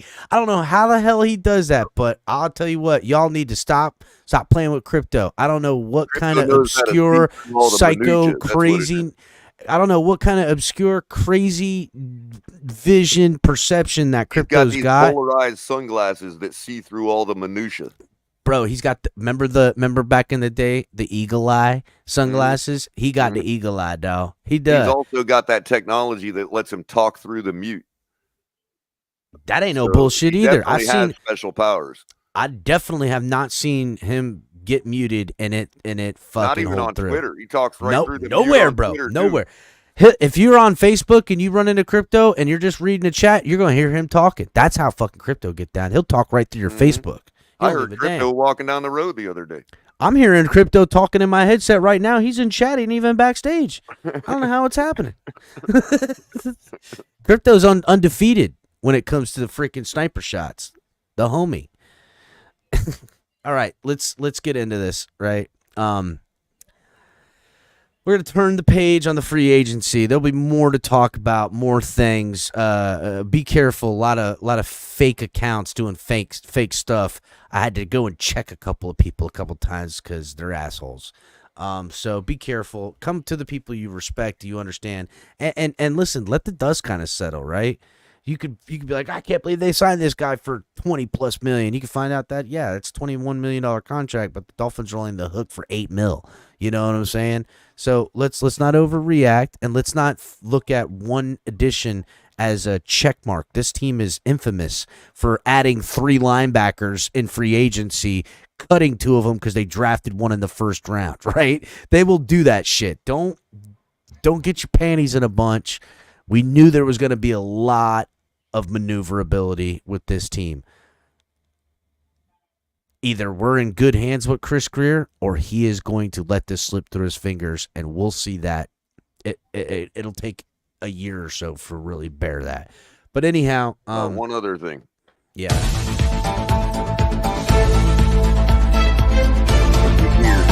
It's live.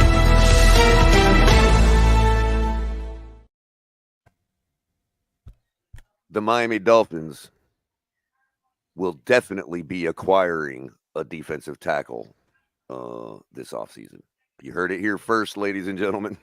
It's true. On account It's of true. we don't have any on our team, so I can astutely make that prediction. Color with the as to Crypto making the sniper shots, color in here with the street sweeper just blasting. Okay. That's false information. We already picked up defensive tackles. Oh, wait a second, Ali. But we still Color's have- 100%, we haven't filled batting out 1,000 right now. Color. No, but he batting said 1,000. we're gonna definitely pick one up this offseason. Well, we've already done that. We do have him on this roster.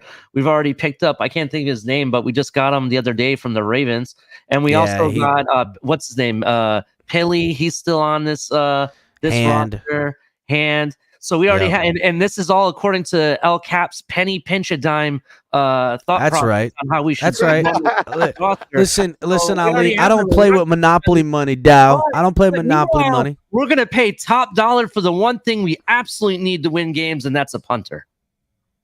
Top dollar? The guy's got 1.2 million guaranteed. Like, what are we talking? That is literally the veteran minimum right now. You could have had a way better punter for the same damn price.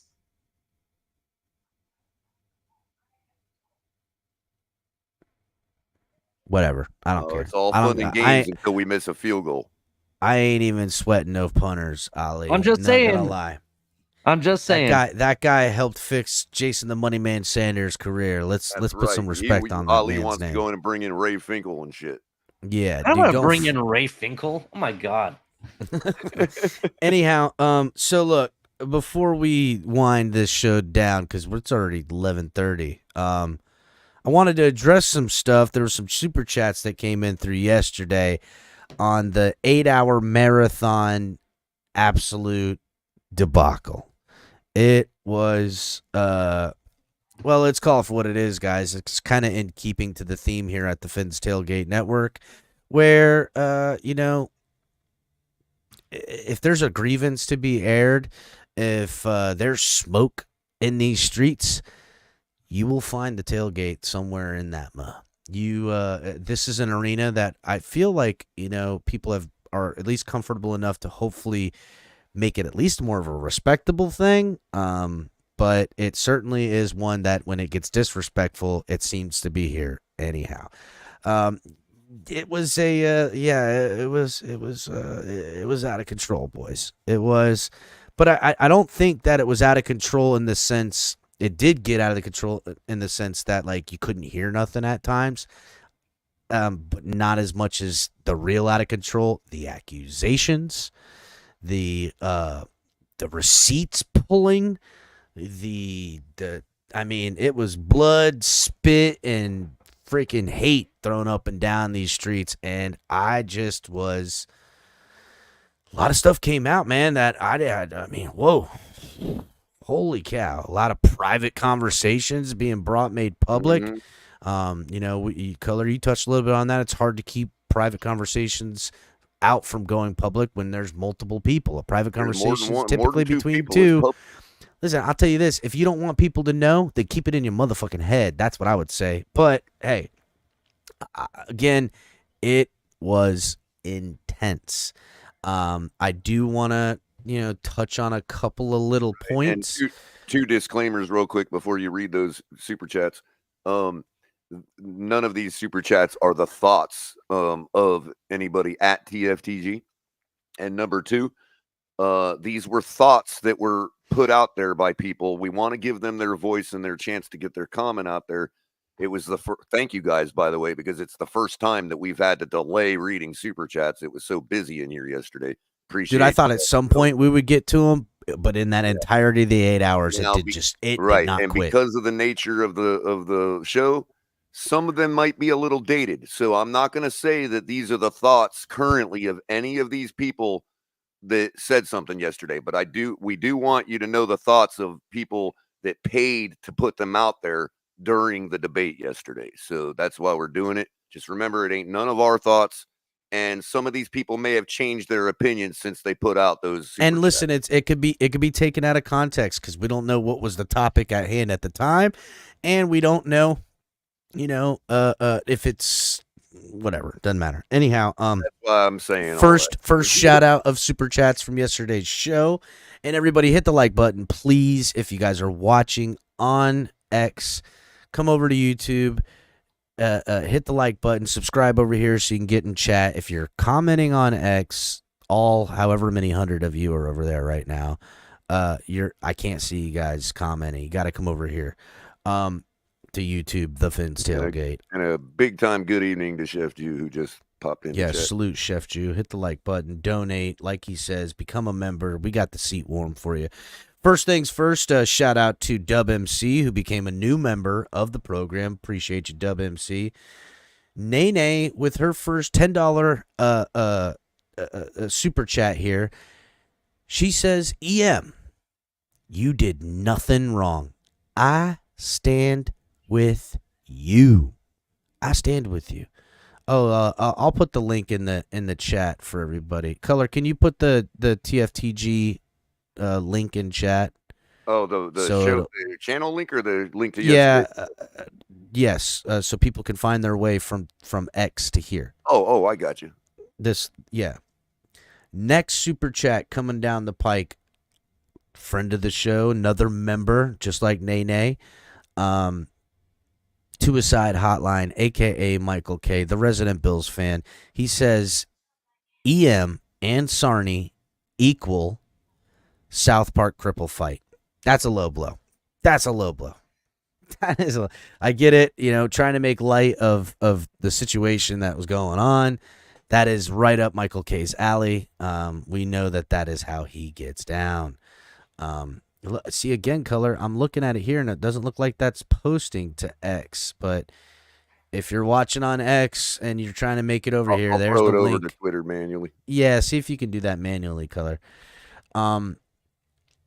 Roberto Valdez with his renewing his membership for 11 months straight now. He says, keep up the good work, fam. I'm officially on the Greer is trash train, paying Jackson over Hunt, and Wilkins shake my head. So I don't think he's come off that feeling, honestly. I think he's still on that one. Again, Roberto Valdez with a comment. He goes, man, I got these cheeseburgers, man. That from he's referring to a comment made at some point. We got some AFC East news that just hit, by the way. Okay, 1 second. Let me finish this thought, and we will drop the breaking news moniker so you can drop it. A comment thrown by EM, something I would imagine he would say it was the heat of the moment type of thing. Said, "Can you shut your mouth? Fill it with a cheeseburger." To Stephen D. Nasty work, bro. But him, Roberto Valdez, referring to the movie that I know. I think I know what he's referring to. He's referring to "Don't be a menace to South Central while drinking your juice in the hood." When the crackhead's coming up to people saying, "Hey, I got these cheeseburgers, man." So, go ahead. Let's hit the breaking news, Ali, for you to get it. Live. The breaking news. It might just be news. All right. Tom Pelissero is reporting that Aaron Rodgers has a new backup. Tyrod Taylor agrees to be Aaron Rodgers' new backup. He is now the new Fitzmagic, if you want to call it. This man's been with every team you can think of, except us in the AFC East, in my opinion. So we'll see what happens there. I guess we're going to be playing Tyrod Taylor, it looks like, at some point next season. So, yeah. Tyrod Taylor making his rounds to the AFC. Shit, why didn't you call Chris AFC. Greer? That's an El Cap move right there. Oh my God, here it goes. Just I saying. don't dislike Tyrod. I mean, dude, I've seen that guy fucking give us fits. That's for damn sure. Yeah, Okay, Tyrod next on the comments here from the super chat from yesterday's debacle. Nene again, $5 donation, says, "Steven, we are not with you. Jason is no victim neither. You did the same thing last year, Steven." Now, I don't know what she's talking about doing the same thing last year. I think she means last year in 2023, not a year prior, right? Because we're just into the first quarter of this 2024. But referring to, as somebody said to somebody else, I think it was Stephen D that said it to EM, Captain Save-A-Ho, which has been kind of trending on Twitter. I don't know if you guys know this or not, but Captain Save-A-Ho has been trending on Twitter in the Dolphins spaces since the show yesterday. Again, if you guys are in chat or watching this later, you need to go back and watch. I mean, I know it's a lot, but man, oh man, dude, it's crazy. No, Tony, it was "Don't be a menace to South Central. We're drinking your juice in the hood.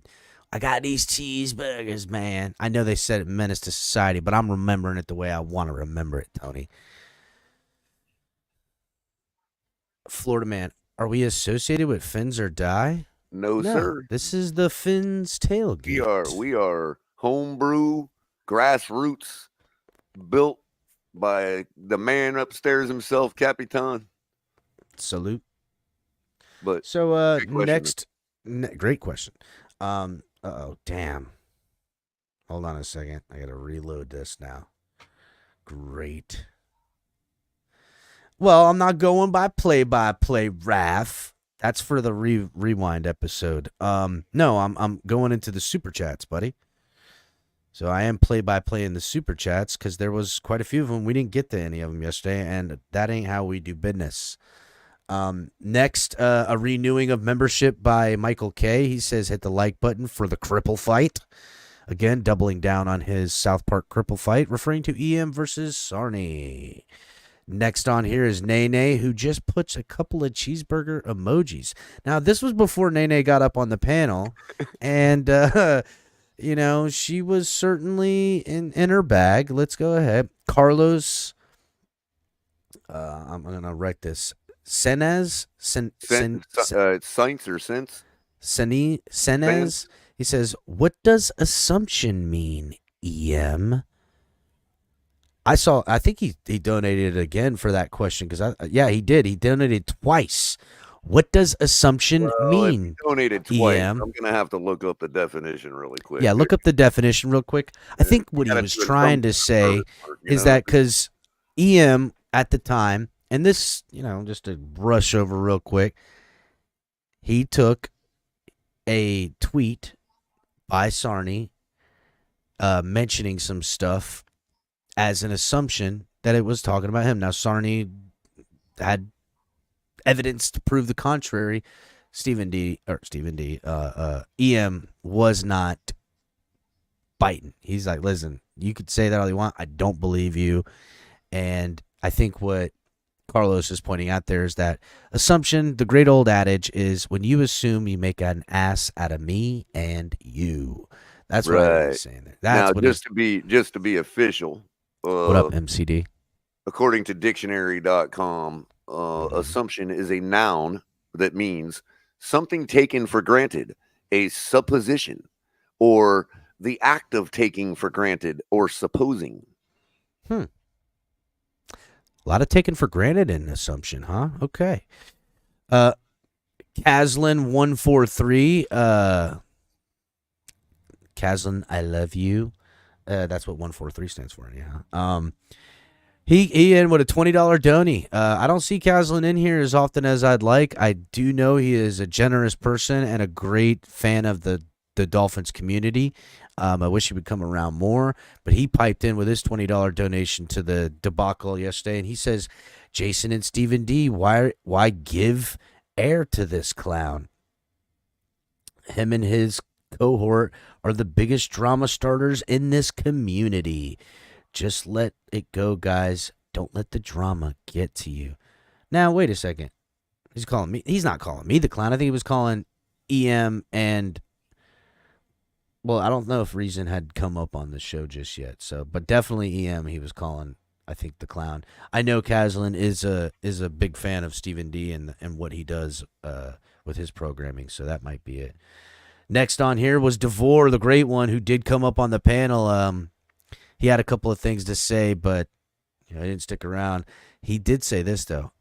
I love when the truth comes out. Roberto Valdez. I always say Robert. I'm sorry, Roberto. This is what he said on his $5 donation. I mean this with full disrespect. All of you guys are disrespectful and in your feelings. Cheeseburger emojis lit up in this real quick. This is where, right around this time is when a lot of you know what you're getting with Roberto. He told you right off the bat with all due disrespect. All y'all disrespectful. And he right. It was some disrespect flowing around.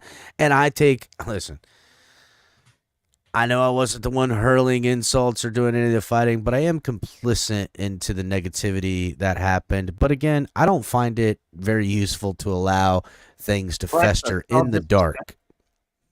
I don't think it's healthy to let things sit in the dark like that. It festers, it gets worse, and then now you got mold and you got to move out of your house. You got to get in there and do the dirty work. I didn't like how things got handled, but at the same time, I mean, I'm here for the shit show too, guys. I mean, what the fuck? This is El Capitan and the Finn's Tailgate crew. You know what to expect at times, right? Next, Miami Fan Talk Show, a.k.a. God, oh my God. Fuck. Oh my God. Big Philly. Sorry, Big Philly. I always get it confused right there. He says, Steven, we ain't fat. We sexy fat, all that. That's, he was referring to the tugboat comment that EM said at that point. I know because I heard him say that to me a little earlier today. I'm not going to lie. I've walked with Big Philly at the stadium. He carries himself that way. Oh, yeah. He got swag. He got swags. Again, he carries himself swag. Again, I think he was responding to the tugboat comment by EM, which... Never heard somebody call someone a tugboat before. That's a funny insult. I'm sad that Stephen D was on the other end of that. But some big guy fuck with me, I'm calling him tugboat. That's it. I can't help myself. I'm using that one, dog. I don't know. I'm a mean fuck too at times. Oh shit, I'm sorry. So Bishop is saying he's answering my question yesterday. Put a thumbs up if you were watching that shit on your living room television. Bishop saying he sat down, smoked a cigarette naked, and watched the madness on his television. All right, Ali in here. Good television right there. Saying, I mean this with full disrespect, El Cap only drinks natty ice to save on beer money. Hey, listen, bro. Gets you drunk just as much as the name brand stuff does. So don't try to act like a 12-pack of natty ice ain't going to get the job done the same way that a 12-pack of Budweiser does. Get the fuck out of here. Hey, Ali, he listens to his Yeah, favorite but you Guns N' know- Roses song is Night Train. You know what? You know what would save you more money than the natural ice that you're drinking? Cheap vodka that's in a plastic bottle. Drinking your own piss, because that's what it tastes like. See, listen, Ali, I can't get drunk on my own piss, bro. What are you talking about? It's sterile. I was waiting for Color to play that. Oh, it's sterile and I like the taste. It's sterile and I like the Bro, I don't even know if we still have that I thing. think it's in there somewhere, yeah. It's in the ether somewhere. Who knows? Yeah, Who knows? It might- Cap goes Cap goes to the hotel, he gets a bucket of ice and throws a bottle of apple wine in it. Hell yeah. No, pink Apple wine. wine? Pink champagne, buddy. I know how to impress the ladies. Fuck No. y'all. See, he wants to really save on wine. He goes down that one aisle that sells the cooking wine for like super cheap. The $2 Drives the Walmart Thunderbird cooking wine down is the- what he's down Hey, the road. listen, bro. No, he You drives can the buy Thunderbird down the I road can with buy the that cooking wine with my EBT card. Fuck y'all, all right? No, he drives the Thunderbird down the road with the top on and a bottle of Night Train with Guns N' Roses Night Train playing in the background, blaring. Listen, I am a real true IROC South Z. Floridian. I know that you can buy cooking wine with that EBT card. I know how it works. Fuck Cooking y'all. wine. You don't know the struggle of being a wino until you're using your government money card to buy your cooking wine to get a little that and little vanillas. They'll do that too. little vanilla. Sorry, man. I'm everything I appear to be, guys. Next on the list, Bill's fake crowd noise says, reason? Talking about reason, not reason. Reason calling other people grifters after his fake insider BS he sells on the zombie fan base that pays for his Patreon. How would you know, Not very Bills? nice, Have Bill. you paid for his Patreon to get backstage? Bill's fake crowd noise? Are you one of the zombies? Is more of a question. Were you a zombie that you Well, were? as I don't much know. as Bill's fake crowd noise comes at me, I would assume that he was a two and ear. I Nah, figured he'd Bill's be fake right. crowd I noise. don't been believe. around. I don't believe that people that pay for Patreons are zombies. I mean, we have. I don't think so either. But I mean, listen, these are paid comments that we didn't get to. I'm fucking reading them. I don't give a shit. Yeah, Blow back I your hear you. mouth. Suck I it. hear you. Yeah, it is what Next it is. on- I mean, Yeah, it's next time. I mean, Buddy paid $5 for that comment. I'm reading it. Said it in their chat. They ignore it just the same. I don't give a content damn. I ain't creators. ignoring nothing. Again, we don't gatekeep. We don't fucking run and hide. We don't do nothing. I take everything head on. Fuck it. Next on the list is Q, and this is just par for the course, right? Q, the homie. I blame TFTG for always instigating drama. Well, I didn't instigate drama. We didn't censor that comment, and that was it. No. Us. I mean, I'm here for it all. Here for it all. Next again, Roberto with the homie again. If I had secretive information to protect, I'd choose Eichenberg over these leaky rat cheeseburgers. Essentially saying he would tell anybody but us fucking motherfuckers around here, apparently. God damn.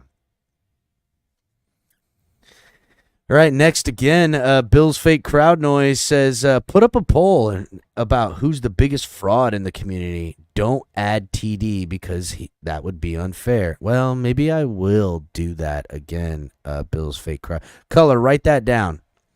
We need a poll of who's the biggest fraud in the community. Biggest fraud in the Dolphins YouTube community. All right. And you know what? We'll put us on that list as TFTG because that could include if Ali is the biggest fraud in the community, we are guilty by association. Yeah, exactly. Which we Yeah, all well, know that- Ali's the biggest fraud in the community. He's gonna Look, win this hands We're not down. trying to hurt nobody. We're not trying to bash nobody. We'll put ourselves on that poll just the same as everybody else. If y'all call us frauds, then we got better work. We got to do better. What can I say? Well, Miami fan talk, Big Philly reporting in a looked like he was saying breaking news: Dolphins sign Robert Jones. Breaking news: Dolphins sign Robert Jones. I'm guessing Big that Philly he was paying to try to get the nonsense to go away. He's That's like, that's "Let's what I was talk just getting football." ready to say. Big Philly was watching this slow train wreck, and he was like, "I'll just pay to put something. Can we switch it just to stop the fucking slaughter?" I appreciate you, Big Philly. Nice try, but good for you. Bully you, homie. Next on here. I just want to say, Big Philly's a really good dude. Like, Oh, yeah, he's a genuine. nice guy. And I He's don't a nice think he guy. likes all the people at each other. I don't like think that. anybody likes it, right? I mean, when you're in an argument with somebody and that is perceived your enemy, you like hurting them. But then nobody wants to sit and watch all that. Like it's rough. It's rough. And that's the thing. And I think that's kind of what it dissolved to, into some hurtful words being thrown around by people who are hurt. And I don't think this is over. And there's obviously more to come. Because hopefully it is, right? Hopefully this just goes back to chilling. But This is the truth. Bishop says, I feel like everyone that's on TFTG is on the run or a rebel. Listen, I have a protected VPN, Bishop. Stop trying to geo-track my zero location to turn me in for the fucking the money. All right, it's enough of that. Caslin again says, that's because no one cares, color, LOL, JK. That's why they don't do you, LOL. Oh. Oh yeah, it was, I remember what that was about. Yeah, it was a funny comment. And then if we looked at the chat replay, you'll actually see me putting a laughing emoji at him, because like I understood what I don't remember what the context was right at the moment, but it was spot on. You were trying to talk about something. I went on some logical syllogy and you talk about butter color. Is that what you did? Something like that. And he had gotten my point, and kind of flew over everybody else. And he's like, Caslin's like, they nah, don't do I got you. You know what I mean? I got you. Again, down to the last, I Could Worship Tua, who renewed his membership again for 9 months straight. Appreciate you, homie. Says, great show, guys. And then he donated and says, thanks for the entertainment, guys. I can't believe this is that type of people that's that ate in this space. Okay. That's 8 in this space. I don't know. It looks like there's a little typo there. So much. Oh, that's hate in this space. So much hate in this community. Bad luck. I agree, but I also think that, this community's big, right? And I think there's people that have a miscommunication at times. And then I also think when people don't feel like they're being heard, they get excitable and they can take things the wrong way. There's just a lack of communication and understanding, because let's face it, guys, I'm not for everybody. I'm sure there's so many people that love to hate me personally, and also would have this kind of fantasy that I wish I could fucking just take on Capitan in some verbal argument, right? Now, you wouldn't do that, and I wouldn't recommend it, because don't let the goofy dumbness fool you. I am a fucking assassin at this game. I am a fucking assassin. But I understand that people feel these feelings in these ways. But it's going to happen. People are going to brush up on each other. There's going to be disagreements. There's disagreements in your fucking marriage. There's disagreements at work. Sometimes things get too heated. Sometimes other people need to get involved. And typically when they get too heated, other people do need to get involved, because as bad as it may get, it could have gotten worse. And look, dude. Well, now that we have legalized flower shops in Florida, I'm a hashishin too. All of the bubbles and rainbows and unicorns and lovey-dovey stuff, I'm about it. I'm a nice guy. I'm a super empathetic person, and I feel for other people. It drains me. Color knows what I'm talking about. Color's the same way in that way. I believe Ali and all of us are that way, but we're also not people to be trifled with, so we're not afraid of confrontation at the same time. But there's plenty. I hate it, actually. I know I know that surprise a lot of people, but I know you do, Color.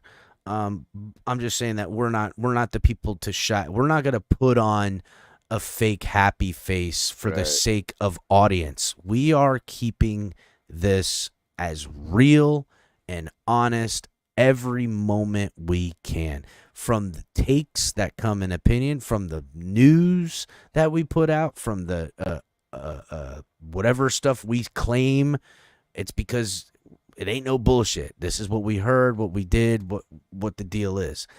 But it's also, you've seen remember from Chappelle, when keeping it real goes wrong. Well, that's something we're gonna have to deal with. Too. What I always say, Cap, the human aspect, the human perspective. That's all we're trying to present here. We're normal people like everybody else. We ain't, you know what I mean? And we're talking about the way we see it. Some people know how to change their, open their mind and change. Some people don't, and that's okay. Everybody's welcome. So you may never get anywhere, like as far as an argument or something. But the point is, it's all about the human perspective. We're gonna let everybody, even if you think the Earth is flat, I will argue with you, but we're gonna let you talk. Yeah. By the way, Joe Risk, there's a new product you can find on TFTGnetwork.com, by the way. It's coming soon. I'm going to be in talks with HB to start promoting this. There's already a sneak peek of it. Would you guys like to see? Sure, yeah. I feel like... Are you kidding me, bro? They're going to totally rail me for that. Are you kidding me, bro? They're gonna totally rail me for that, man. Put that back, bro. I had to do it. Put it back. I want to see it again. That's gonna get me canceled, bro. The Sacagawea fucking color on the fucking lid of lace. It was coffee creamer anyway, you assholes. Thanks a lot. I know, but the whole thing about butter is what it does work better with butter. Yeah. It does. It's Joe Risk that's like, color, where were you going with the butter thing? Right, the fact that butter wasn't butter, it was creamer. Right, that's how lost we all were. He's like, what happened with the butter? I get that. I get it now. That's why. Yeah, butter is better. Give it to me again. Hit me again, Ali. Hit me again with it. All right, last time, but I thought it was just funny and I had to do it. I'm sorry. That is terrible. That is terrible. That is Charles Barkley, TRBL, terrible. Just terrible. Yo, I was not ready for that shit, Ali. I was not ready. Hey, at least you got the half sticks. That's actually what I buy. But I buy unsalted. I don't want salted butter. I think salted butter is the worst freaking thing. Hey, hit it again, Ali. Color approved. He needs to change it to unsalted, man. Ali, listen, I need Color's face on other products that he is co-signing on from now on, dude. This is a reoccurring bit. I need to find out if we can put this on a shirt, bro, because I will actually buy this shirt. All we got to do for that, man. Ali, no, we don't. We just got to change the Lando Lakes. We just got to take out the Lando Lakes and put, Lando color. We can call it. No, Lando we'll just do tailgates or some shit. I don't know. We'll figure out that. That's workshop. But holy cow, dude, my cheeks hurt from that. That was fucking funny, bro. I did not listen. I had no. You couldn't have You could have never set the bar high enough for me not to laugh at that fucking thing. Holy shit, that was fucking hilarious, you bro. Call it Lando Takes. Ooh, I actually like that color. I really do. Oh, look, man. Sea Devil says color is trending. Oh shit, color is salted now. The hits keep coming. That's salty color right there. I don't do the salted butter. It's gross. I'd Colo rather Lakes. margarine. Colo Lakes. I think we're on to something here, guys. I fucking need that on a shirt, bro. Well, while you're using the Landa Takes, I'm glad you put it in here, Ali, because holy shit, now I got access. So while you're every fucking time I see that face, it's killing me, dude. It's so funny with the hair and the hat and the whole thing. It's beautiful. Butter, in your frying pan. Make sure you're going over to TFTGnetwork.com and grabbing yourself a Cookin' Folk apron while you're frying up that Lando Takes butter. That's right.